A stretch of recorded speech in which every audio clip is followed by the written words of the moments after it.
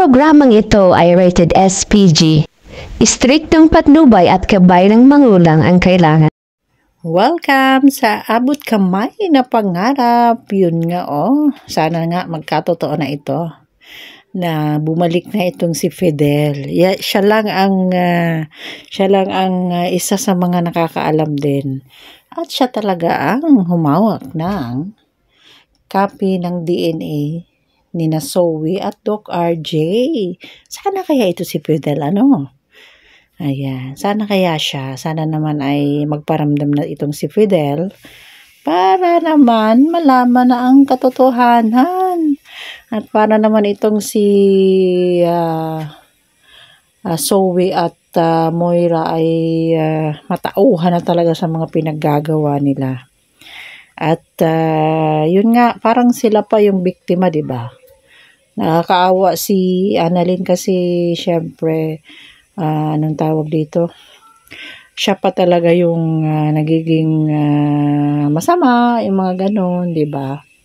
At kung maaalala nyo nga yung last episode, ay muntik na ngang sagasaan nito ni Zoe sa sobrang kaingitan niya kay Annalyn. Di ba? Tama ba yun? Talagang papatay talaga siya ng tao para lang maano niya ang anuhan niya, kainggitera niya at saka ka-war freak ni Zoe ba. Manang-mana naman talaga sa nanay niya, di ba guys? O kayo ba? Ano ba sa tingin niyo ang dapat mangyari diyan kina Moira at Zoe? Ako sa tingin ko lang, malapit na ang mga katapusan niyan, ng dalawang 'yan. At tama lang na pagdusahan ni Moira lahat ng mga pinagagagawa niya sa lahat ng taong nakapaligid sa kanya. Imagine niyo pati ba naman yung kanyang asawa ay kaya niyang patayin para lang sa pera. O di ba? Saan ka pa? Pero siguro sa totoong buhay meron din ganyan. Pero Diyos ko, nakakakilabot naman 'yan.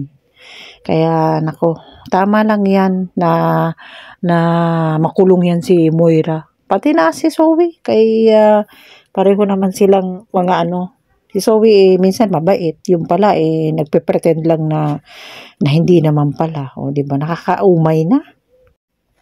At ito naman nga si Giselle ay talagang galit na galit talaga dito kay Moira. Nang malaman nga ni Giselle na si Moira ang dahilan ng pagkakahulog sa hagdan, o di ba? Pinagsusubsob niya ito si Moira sa pinggan, di ba? Gutom na gutom ba naman si Moira? Lang araw na yun, kaya Diyos ko, yung mukha niya talaga ay sinubsob ni Giselle sa plato. Nang init-init pa ng pagkain. At sana naman kung hindi talaga sabihin ni Doc RJ kasi ang posible lang na magsabi pala niyan si Doc Carlos at saka sino ba yung isang doktor? Si Lindon, si Dr. Lindon. Kung hindi makakapagsabi talaga yung dalawang yan, ay talagang dapat itong si Fidel, yung humawak ng DNA ni RJ at saka ni Zoe, ay talaga namang ito talaga ang talagang tumpak na magtatapos sa mag-inang yan, di ba? Kaya sana nga ay lumabas na itong si Fidel at nasaan na kaya ito si Fidel. Ayan, yung mga natin dyan, yung director natin tanongin niya kung saan ba ito si Fidel. Kasi yan lang talaga ang nakahawak ng ng nakakaalam. Kahit hindi niya hawak yung ebidensya, siya lang talaga ang nakakaalam ng katotohanan na hindi niya nga anak si Zoe. Hindi niya totoong anak. So, syempre, ang tagapagngana ay itong si mabait na Annalyn, di ba? Kung sino talaga ang masama, yung pa ang siya. So, yun nga guys. So, aabangan natin ang pagbabalik nito ni Fidel.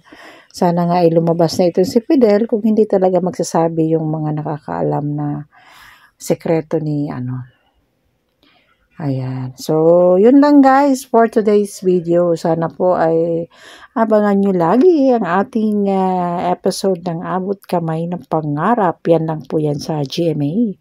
At sana po wag niyo pong susuportahan. Wag niyo pong kalimutan palang suportahan ang aking channel lagi. Ayan. Maraming salamat po sa pag-iintindi. Kung may mga pagkakamali man akong okay lang yun. Kasi we're still learning po kung paano po mag-storytelling. Ayan. Thank you po at shoutout po sa lahat ng OFW all over the world. Bye-bye po. Maraming salamat.